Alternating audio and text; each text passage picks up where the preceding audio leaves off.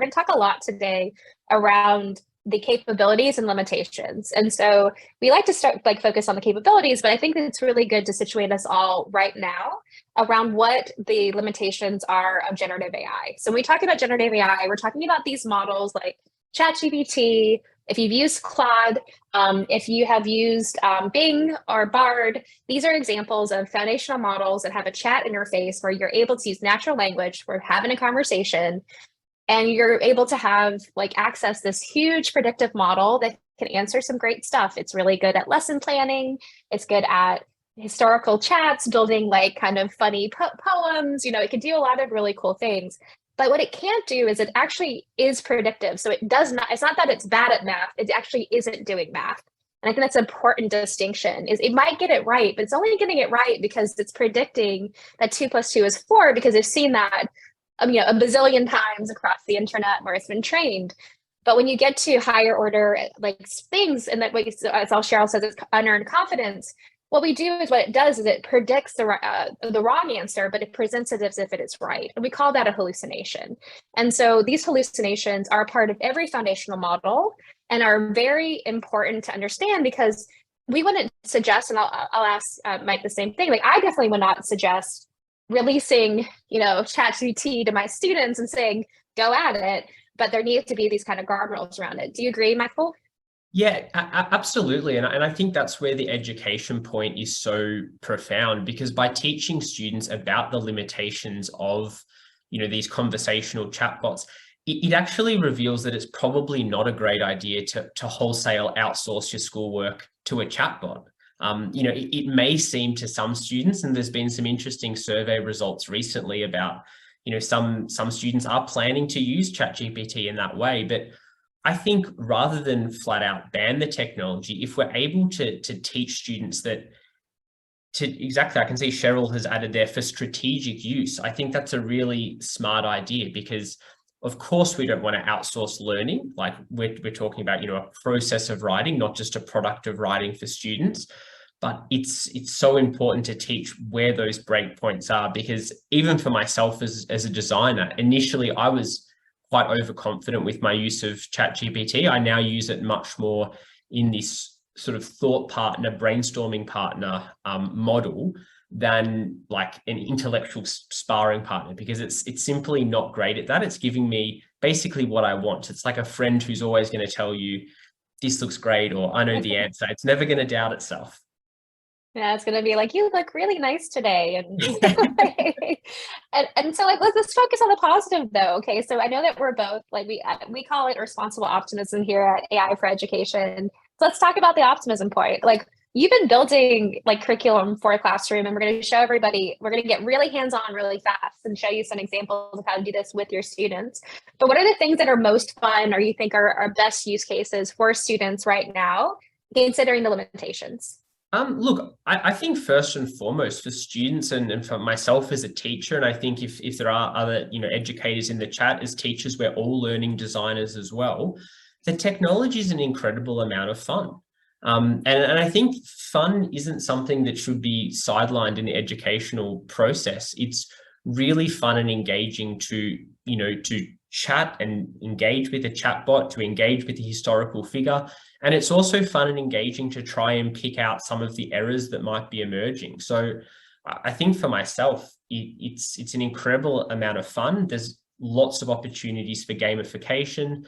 There's also lots of opportunities to alleviate some of the teacher's workload, particularly around, offering feedback. Obviously we do need the oversight, but students asking for feedback directly from a chatbot can be a really interesting process, as long as we're clear-eyed about, this will not be a grade. We're not asking the AI to give students a grade, but it can provide some fantastic one-on-one feedback, which I know as a teacher was always my struggle, trying to give one-on-one feedback to 28 little people with 28 different ideas at 28 different levels.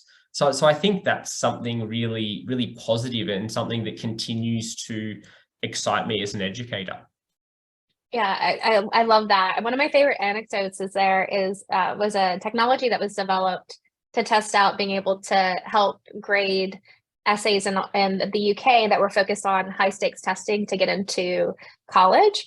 And the designer was like, oh, okay, like teachers will use this to help them grade, provide a first draft. But what happened is students found it and they used it at midnight when their teacher wasn't available to practice and get feedback on their essays and refine their approach. And so it was really, I think that feedback component can be really, really great, especially if a student is agentic in that moment, because then they're asking for a specific type of feedback. And I think that's really interesting. And so we're going to have one more question before we go live into looking at some real examples for your classroom. But when you think about digital literacy and how it's changing with AI, like what do we need to start thinking about now that we didn't have to think about when it was just one-to-one devices, internet access? Like what's really changed with generative AI? Look, personally, I think this is a momentous sort of transformational moment in education. The current technology does break some of our models of education and testing. And I think no one's better aware of that than students, because they are sort of subject to those models. So they're very quick on the uptake. When something can produce a workable essay, that if a teacher's only able to give it, maybe 5 minutes of feedback, it may be able to slip through undetected. That's breaking an element of our system. We can have a different conversation of whether that's actually a positive element to the system, but it's a very interesting moment. And I think it's important that we embrace this moment as educators, as people working in and around education. As a teacher, I started teaching in 2015, and I really saw social media. I think first it was Snapchat, then it was Instagram, and then it was TikTok, just sort of like sweep through like this tsunami through my students' lives. And I often found as a teacher, it was having such an impact on teaching and learning, huge impact on socialization, huge impact on mental health, but we were always secondary. We were never in that conversation. So I feel like with AI, with such transformative power, it's important that, educators and teachers are able to have input from the very onset of this technology. And I think in these early days, when we're able to shape what this technology looks like in schools, it's important for teachers' voices to be heard and for student voices to be heard. And that's something that comes through really strongly in the lessons we've been working on, and why I'm so excited to be speaking to this audience today, because it's not about a technology company dictating what's going to work in schools. It's about us as educators. It's about our students. It's about parents and the communities thinking about what do we want from this technology to improve our system, which, as we all know, could do with quite a bit of improvement. 1,000%. And I think what is really interesting is that there is this democratization component where, like you said, like it took a lot of knowledge and a lot of computational thinking and experience to build and to access compute power, right? And now what's really interesting is that you can do that with a chatbot. You can ask it to give you some ideas around trends. You can help it design activities. You can have it even at the Code Interpreter, which is the paid version of ChatGPT 4, allows you to like actually do math now and actually do and provide really deep analysis of like structured and unstructured data, which is really cool. But I think that it is something in which there are lots of questions about how we actually go along. Like, how are we building alongside this so that we're ensuring equitable access, but we're also just ensuring that we don't have the same thing that happened with social media where we had nothing in place. And we were like, okay. And then what happened is it impacted students' body images. It impacted their quality of life, their quality of connection, all of these things that we now know. And we're writing a white paper on this actually around like using social media as a lens in which to think about the impacts of generative AI on students. So that's something that we're going to be publishing in a couple of weeks, but it does, I think, make this really important that we're actually going to launch the poll, which I always forget to do, but we're going to talk about it this time. We have a couple questions for you all. Your background, if you have introduced AI to your students, and then if you have a policy in place, because we're going to talk a bit about that later. So Dan, if you don't mind, Dan is my co-founder, and he is going to launch that poll. So if we can do that would be great. And then we're going to actually take a second to start to dig into something that we've been working on, and you may have seen it. So we decided here at AI for Education, we do a lot of work around educators, but without students, what does this really mean for us? We're both former teachers, and we really deeply care about students. And so we wanted to create a hands-on curriculum so that you all who are doing the hard work can actually have some support. And Michael has done such a beautiful job. I just want to say thank you to Michael. He has worked so hard. He's brought his creativity, his wit, his intelligence. He's learned alongside what generative AI is. We've had some really fun conversations about what these things mean. But we're going to now show you guys what we've done. And then this is fully free. So you can take these examples, put in your classroom, but we're going to go through some of them live today so you can see what our approach was. So I'm going to share the screen. I will go make it, well, we're going to go this slide. Oh no, the will of death.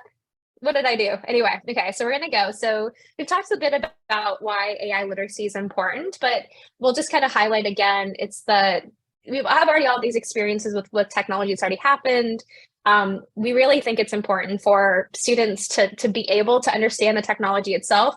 It is going to change, if it hasn't already changed, the future of work in a way that work is going to transform in huge ways. It already is happening right now, including some skills being downgraded or degraded already. So things like front-end development, graphic design, copywriting. There are lots of tools that are already coming out that are making these things much easier, which mean that industry are starting to rethink the way they hire and the way they execute their business models. And then that last driving question, Michael, do you want to talk about that? Yeah, absolutely. Because I think this really encapsulates the broader aims, and it touches on what you've mentioned there, Amanda, about, the future of work and the future of schooling is when we're building curriculum, we're really thinking about how can all young people leave school as successful, informed, engaged citizens, because in a changing world, which is rapidly changing, and the speed of change has really accelerated. Because I think as teachers, we know that there's great ability in the student body in all groups of students, but what there is not is an equality of opportunity. So that's where providing meaningful curriculum that engages students in these tools and is freely available, because our curriculum is freely available, is really powerful for all teachers and students, because this isn't something that should be, locked away only for some to access, because the future of work isn't necessarily, in my view, AI replacing humans, but it's humans plus AI. So we need our young humans to be engaging with the technology and becoming familiar and comfortable with it, both for their education and also for their futures. Absolutely. That idea of augmentation over replacement is definitely something that we think is important here. And that equity of access, we know, I saw that, Phil, at least one person is in Australia. Australia is a great example of equity of access, because what you have is you have some states and departments that have banned ChatGPT wholesale for the school year, and will release that next year, while independent schools still have access. And so what we are seeing is that there is a large focus on that digital literacy, that AI literacy happening in high income fee paying schools, but not in lower and middle income schools, which are more traditionally public, or we call it government schools in Australia. And so this is a good example of how that equity gap can be exacerbated. But the reason why we're so excited about it is that it can have the opposite. In this case, this is something you can do. You have access to GPT 3.5, even if it's not possible for you to have your students using it, you could use it potentially at the front of the classroom. You can record yourself using it. There are ways to just show the value of this and show those light bulb moments and create those spaces in which students are responsibly adopting this in their own practice. So here's our unit. It's so great. We have 4 lessons. This was a labor of love. And so let's just go over what we've done and why we've structured it this way. And what we'll do is that this lesson, we'll pick one thing from each lesson so we can talk about it. And then we can ask a question, but we're going to do one of these live. So we'll actually get your feedback on which one we want to do live. Wonderful. Okay, well, I can take it from here. I just wanted to mention it's great in the chat to see some other educators saying they're starting to teach students how to use the technology ethically and responsibly. And I think we're absolutely on the same page, and I'm excited to hear the approaches from the audience as well at the end. But to share our sort of approach this is a mini unit. So it's 4 lessons. but they are 90-minute lessons. So depending on context, for some teachers, this will actually be 8 45-minute lessons. And we decided to focus on middle and high school, so grades 7 to 12, just because ChatGPT is sort of one of the more dominant tools at the moment in that conversational AI space, does have a 13 plus age limit. So that's just something important to note. All of these lessons can be done where the teacher demonstrates the technology skill, but we're really passionate about students actually getting in and using them. So we do include a parent note, a staff note, so you can share if you do choose to use them, and get that permission so, young people can actually engage with the technology. But in terms of a big overview, I won't read the slide, but I will just share that we're using that backwards plan principle, going backwards from this idea of how can we get students to actually co-create a responsible use of AI policy for their schools. So that's something as an endpoint. I think, for example, to bring up the phone analogy again, I've found as a teacher, it's so much more effective. For example, if phones are banned, if students actually have some input and are exposed to some evidence of why do we as teachers or adults want to have phones out of the classroom, let's look at the benefits and let's look at the less positive qualities. Let's look at the distraction. Let's look at the damage they cause. So the unit basically plans backwards from this moment in lesson 4 where students create this policy. So in order to create a policy, of course, we need to have informed young people who know about the technology. So to do this, we start with an engagement piece around interviewing a chatbot. We move into this concept of how does this technology actually work? We unpack a little bit of what looks like magic at first, but as Amanda mentioned earlier, is really a very complex predictive text engine. And then we have a sort of hands-on hallucination detective piece where students can actually start to spot the errors and realize that this perhaps isn't the tool to outsource your work to, but it is a magnificent thought partner to partner with and develop your thoughts further. So that's sort of like a big picture overview, but I'm really excited to share some of the activities, which I think will illustrate what we're doing in a little bit more detail. That's great. And we really are passionate about student voice and student agency. And so that's why we wanted to go for this as actually, I would say that students are probably in a better position to have this conversation than some teachers we've talked to and some school leaders. And so, but really having them be a part of this is really important for deep pedagogy, right? But also for, like Michael said, adoption will be much easier if students actually have been a part of this process. So lesson 1, we have interview a chatbot. Awesome. Well, so lesson 1 for me, I mean, there's a little bit of my own history, which I shared with you earlier, is my first instinct of here's a conversational chatbot was just to ask it about itself.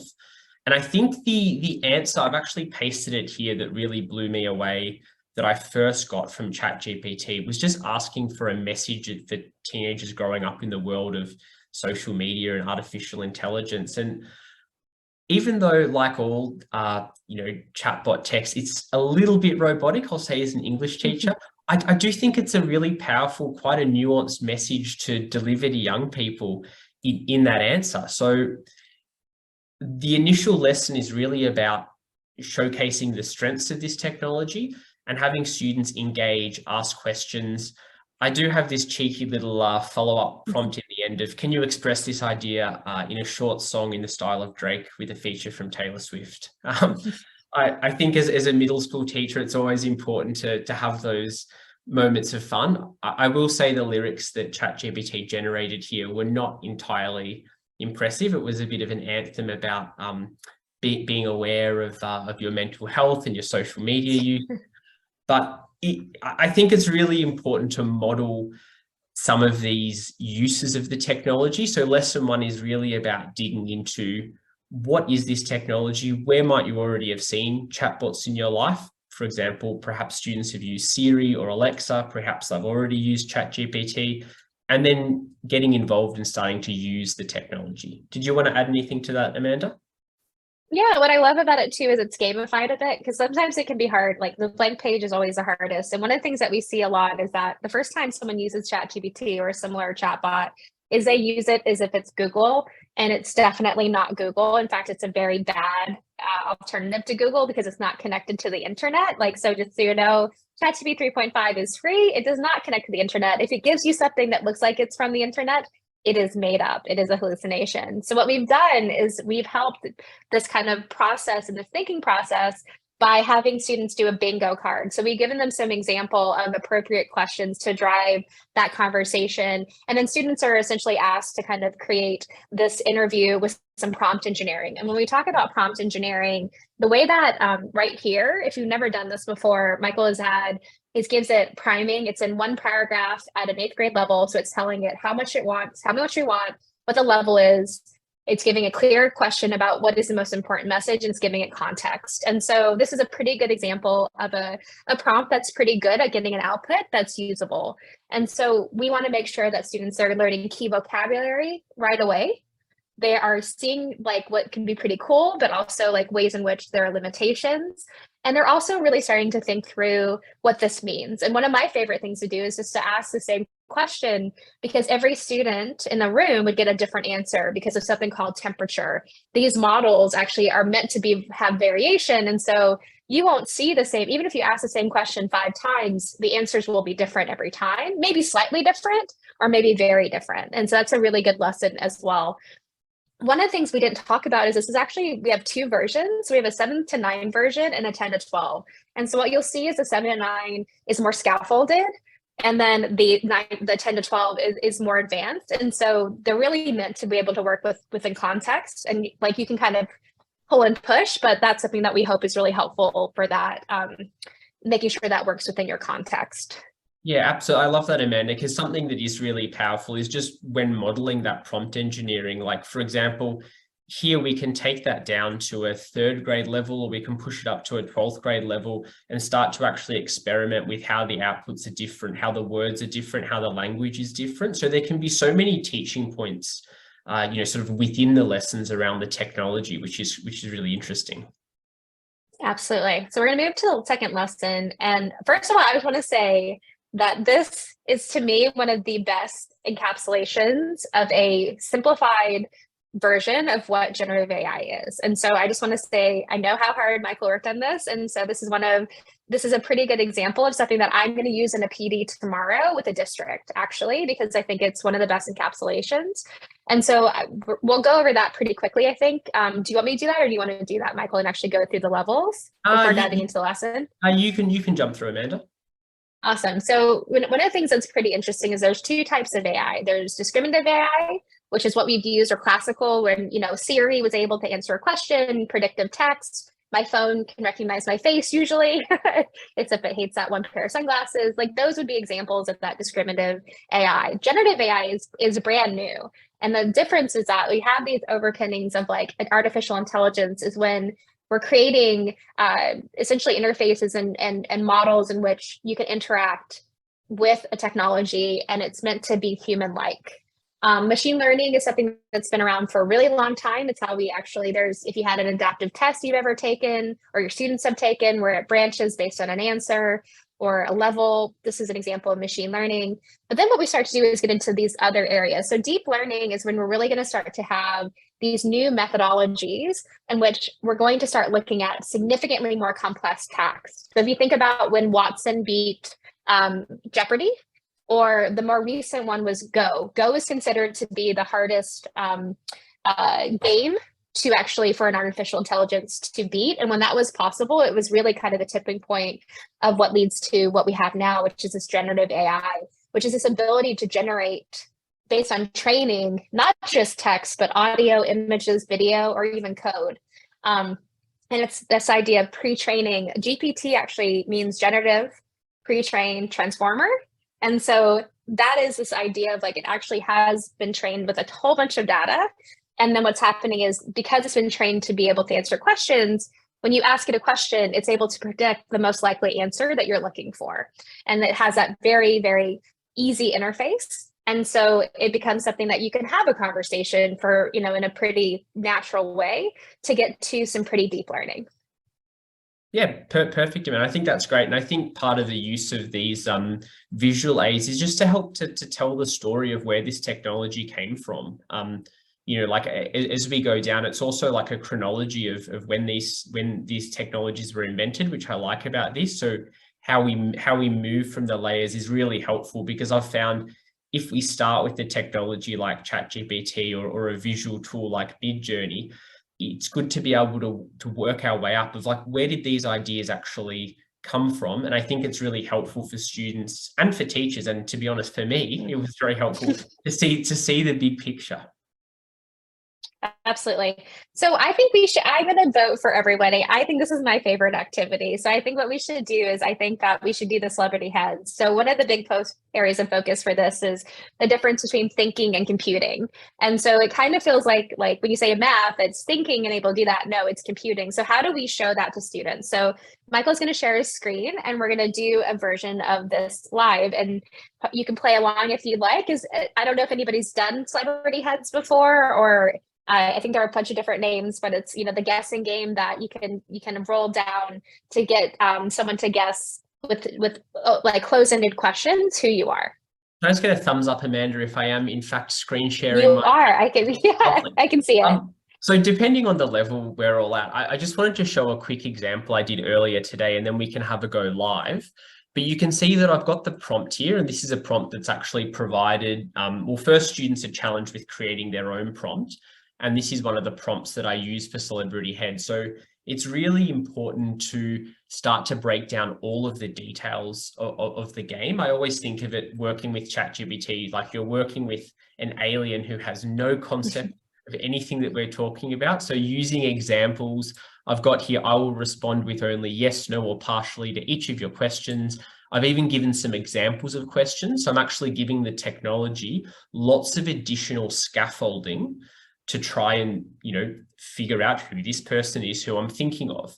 So I just wanted to put this example on the screen briefly, because it was a really fun and weird encounter I had with the technology.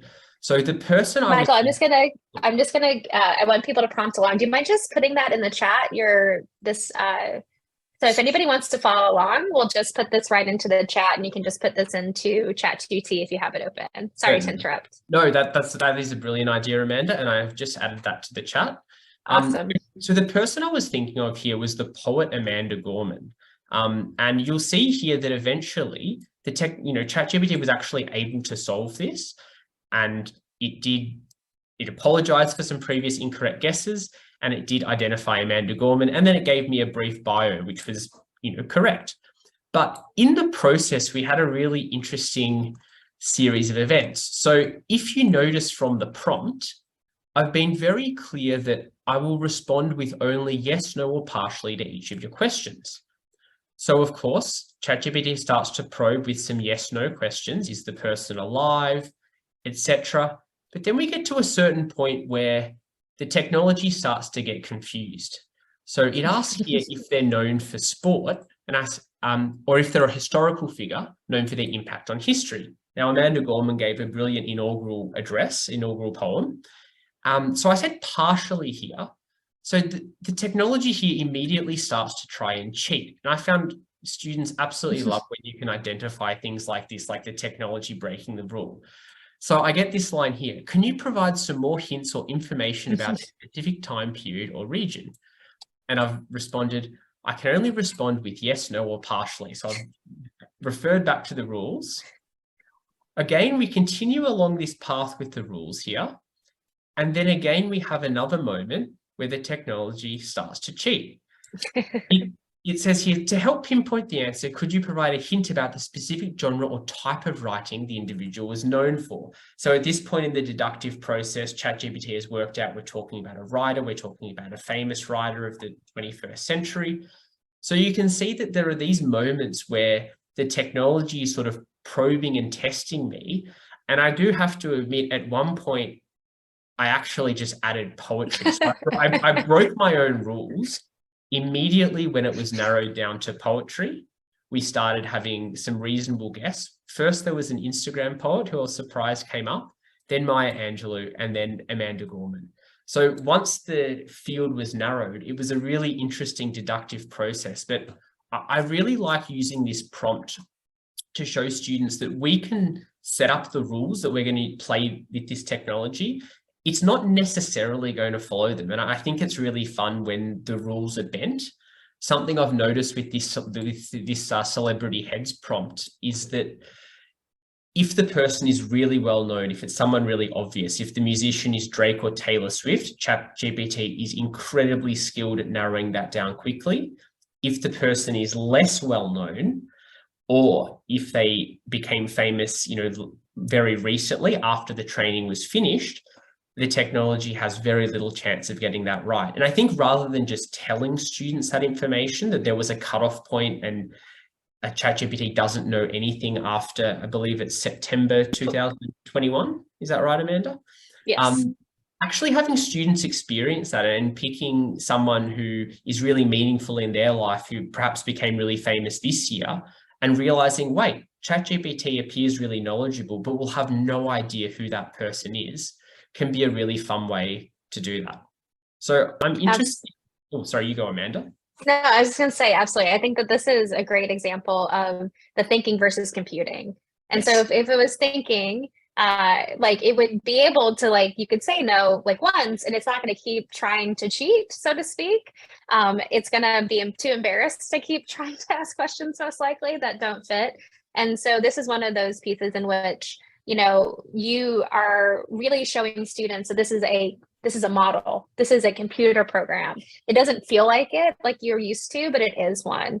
And so I love that, like Beth and Allison said a couple, like, this is go, try it out, do it with your students, even do it with your staff, because it's a perfect encapsulation that you can do. And we'll absolutely include this information in the recording. And when you have a look at our the curriculum itself, it has this entire very well thought out plan. So you can actually see the prompt, know what to do next, and then there's a structure for students to complete it. So we're going to keep rolling because we have we're going to go right to the 6:45 mark here in New York, but then we'll stay on for some questions. If you have good questions, you can start putting them in the Q&A. But we're going to go through the next two lessons, and we'll spend a little. This is one of our favorites. Go for it. Yeah. I was just going to jump in. I love this hallucination detective lesson. I think we all have to thank lawyers. I think in the new age, lawyers have really made a few famous blunders with technology. There's a famous blunder here with ChatGPT, which was actually a true story from May this year, where a lawyer basically asked ChatGPT to do their research for them. And I thought this is a really great example for students, as we know, and for staff, to be honest, that real world case studies hit so much harder. So we've got this case study of this poor Stephen A. Schwartz, who is stressed and under the pump, and outsourced his brief to ChatGPT, which proceeded to make up a whole bunch of cases. And he submitted these cases to the judge, and the opposing counsel learned in the following hours that all of them were made up. And he sort of defended himself by saying, I asked the chatbot to check its answers. So I think it's a really powerful example for students. I just have a little picture here as well of the lawyer who, during the day of the Zoom court hearings, had himself fixed as a cat avatar. I think it's really important to have those kind of fun but real world examples, because we have seen data saying that a sizable percentage of students are going to consider using this technology to write an essay for them.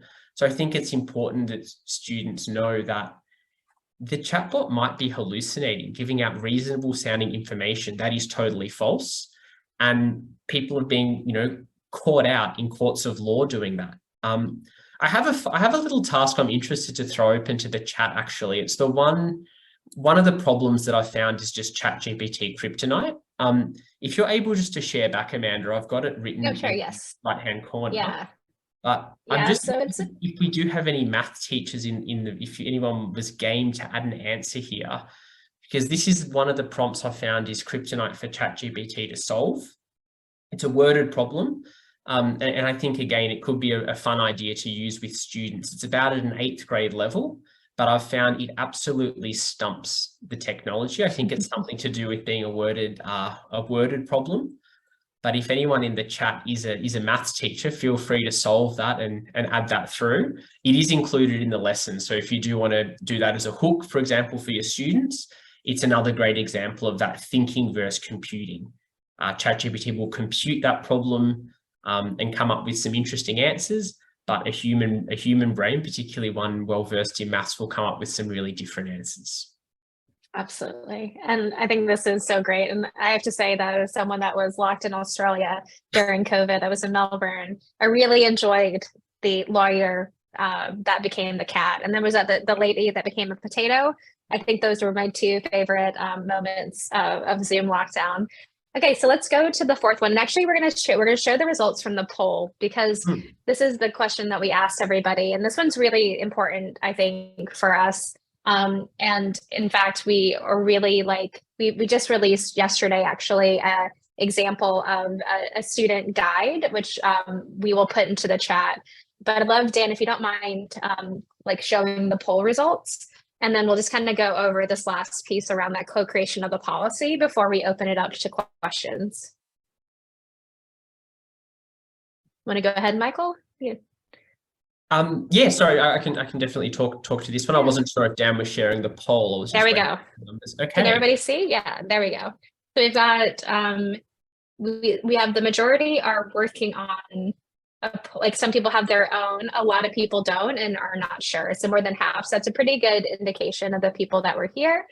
We love our educators, and good to see a big mix there. And then have you introduced Gen AI, and the majority say no, but there's a plan, and a couple that say, no, I'm not going to do it. So I think that's pretty great. But, one of these things that this is an opportunity for those that live in that no, not yet, is that having these students actually be a partner of that was just really great. Yeah, absolutely. And it's so interesting to see those results and think about where students, where parents, and of course us as teachers, as well as school leaders, can contribute to that conversation of what does responsible use of AI actually look like in our classrooms? Does it look like, and I saw there were some responses to that poll that said no use. And I think there would be tasks where I wouldn't be advocating for AI use, and there'd be certain age groups that I certainly wouldn't be advocating for that for, like really young students. But then there are other tasks where the technology can I find be really beneficial, and that's what we've tried to demonstrate through the lessons, particularly for those middle and high school level students. Someone has been asking about the student use guide. We might. Yes, I think, Dan, that was me, actually. So Dan's if you can share that one. Oh, here it is. There it is. Never mind. But if you put that in, so students they're using these great resources to create their own version of what we've created and shared, which is this kind of decision tree of how to use AI. And so we have 3 kind of positive use cases around help me get started, help me improve, or explain an idea. But then we have some no's, and one is around actually doing the work for me. We really don't want cognitive offload. It actually is very harmful to our own thinking processes, as well as it degrades that relationship that you have with your teacher. And then also it's just not good at very basic factual research. Like we said, it will make up stuff, and it will do it very often. My favorite one is when it gives you a URL and it looks right, and it even is a working URL, and then you open it. We did this yesterday, and it was about mitosis, and ended up being something about dogs on Teacher Pay Teacher, and it just had a picture of a dog. And so clearly not mitosis, but so that's one of those opportunities that they're just better ways. But then once you have yes, what does that mean? I need to actually, it doesn't mean just go do it. It means let's check to make sure this is acceptable use, because sometimes I might not be able to because of the different cognitive components of what we want to do. Am I using an appropriate tool? For example, am I using Claude versus ChatGPT or another opportunity that's going to keep coming out?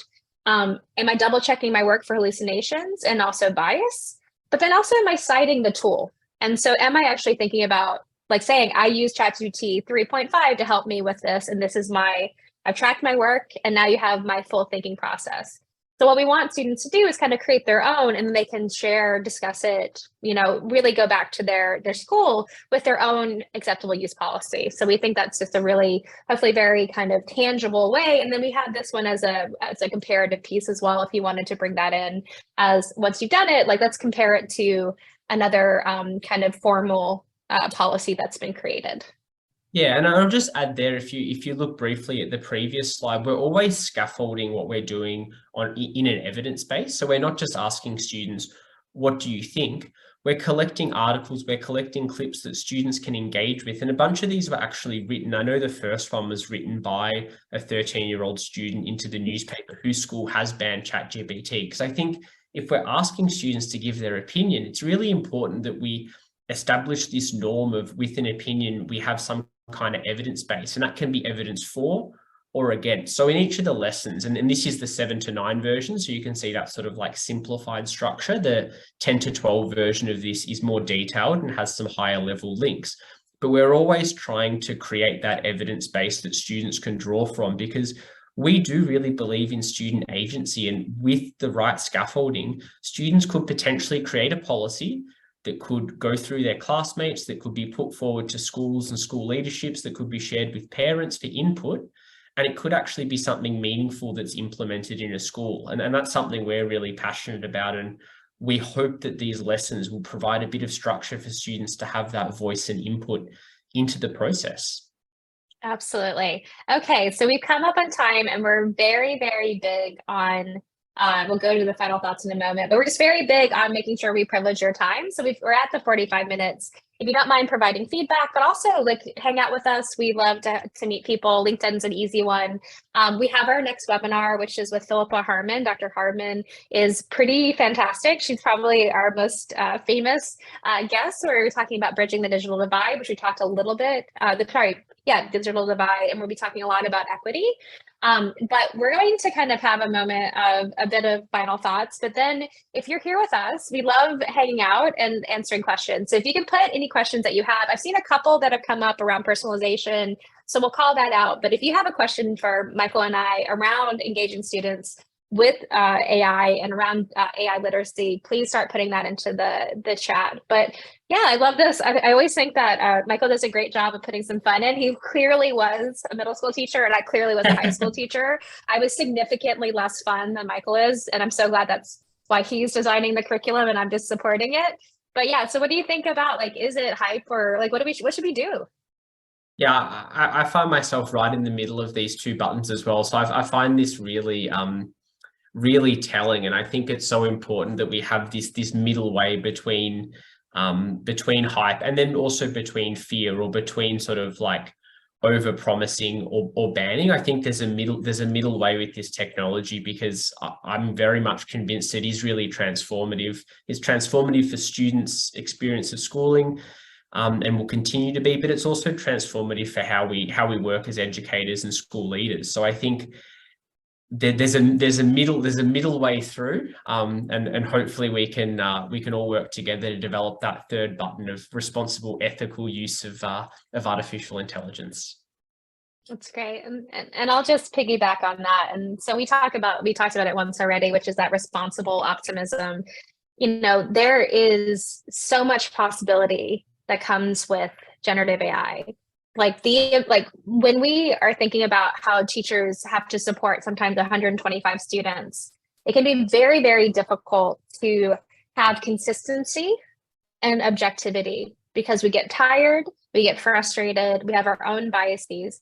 And so the ability of generative AI tools that are coming out more and more to support students and support teachers is that it does allow for this moment in which we can, it doesn't get bored, it doesn't get tired, it doesn't get, you can ask it the same question 10 times and it's just going to keep answering, and it's not going to worry about what you look like, where you're from, if you were in the dean's office, if you come to school late.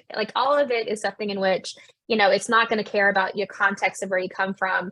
And I think that's extremely important. And it's something that is really exciting. Also for the educators here, it has this opportunity to really, really, really create an easier path for you to create lessons, engage students, design, answer an email when you've had a frustrating day and you don't have the space and it's been open on your laptop for an hour and a half because you don't want to send it because it might be a little bit rude.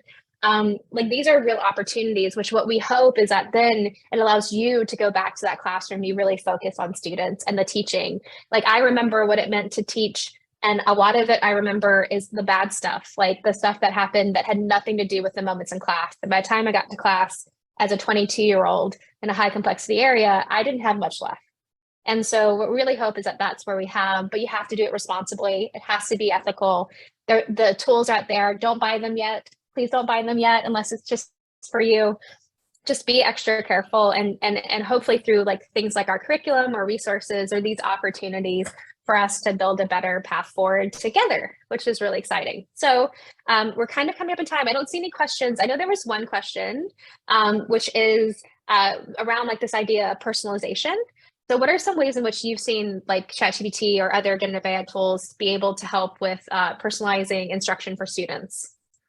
Yeah, I can jump on this. And I thought this was something, I think it might have been Cheryl in the chat mentioned earlier, but that idea of actually scaffolding out tasks for different age groups and reading levels, I find really powerful. I know from my teaching context as well, teaching in sort of high complexity areas, that sometimes you don't want to give, a 15-year-old content for a 10-year-old, but if their level is closer to a 10-year-old, you want to find a way of bringing that engaging content to a reading level that's appropriate and is in that zone of proximal development. So I think there's fantastic opportunities with the existing technology to actually moderate reading levels and look to moderate tasks and questions. And as long as we do have that human oversight and that expertise as educators and leaders, it's really useful to do that. Also to generate, different metaphors and ideas. Although I know, Amanda, you've had some interesting experiences generating, I think, acrostic. Yeah, there's some funny ones. I'm actually going to share our prompt library really quickly because we have some examples of how you can do this. If you haven't seen this, we have this prompt library that makes it really easy to cut and paste prompts in ChatGPT and also Claude. One of the ones I like is the lesson hooks as an example from the teacher point of view, because what we do is we actually add in what my students care about. So not everyone cares about recycling, unfortunately. Like a lot of our students do actually, which is cool. But like what we can do now is we can just pop this in and actually get some really good targeted lesson ideas or hooks that are based on student interest. So that's one example. And then we have some for students as well. And so we've got things like explain it to me like. So for the example that Michael just said, if it's a student that is reading on a lower grade level, they can actually ask questions that are in the view of what they are. They can have study guides, flashcards, help me understand. These are actually written by students, by the way, studying help. But what we can do now is you can see as students and say, I'm an 11th grade student. And this one's actually been designed that you can actually upload the text in which you want to do. So it's not just help me with Macbeth, but I'm having trouble with this passage. Help me understand this passage because I want to be able to deeply understand this so that if I'm asked a question about it, I feel confident. And so these are some examples of where students can actually self-direct, agentically support this. And this is all in our prompt library. Like the flashcards are kind of hard, like actually building flashcards. And then you can have it ask you, you can have the ChatGPT actually do the flashcards with you. So I used to love flashcards because that's the way that I learned best, but I didn't always have someone that I could do it with. And so now ChatGPT can be my partner. So we have one. Oh, sorry, go ahead, Michael. No, you go for it. No, I was just going to answer. We just have a question. So if you have a piggyback on that. I was just going to add, I love all the examples in the prompt library and the way students have been engaged making them. And I think it works really well with the curriculum because we do know once we've gone through the curriculum, with students and with ourselves as educators, to be careful of things like URLs and links, which the technology will really confidently tell us are valid. Perhaps, here's a great video to use as a hook. And then if we jump onto our lesson, that video doesn't exist. So I think it's really helpful to use those things in synergy with each other, I would say. Absolutely. And I totally agree. So we have time for one more question, which is from PopCap, but about AI giving feedback for written assignments. I have some strong feelings about this, to be honest. I think that right now, AI grading is probably one of the trickiest things in terms of potential misuse and unintentional misuse by teachers. There are, the hallucinations are a huge part of like every model, which we talked about. And even the tools that are designing, they should only ever be used as first drafts of your feedback.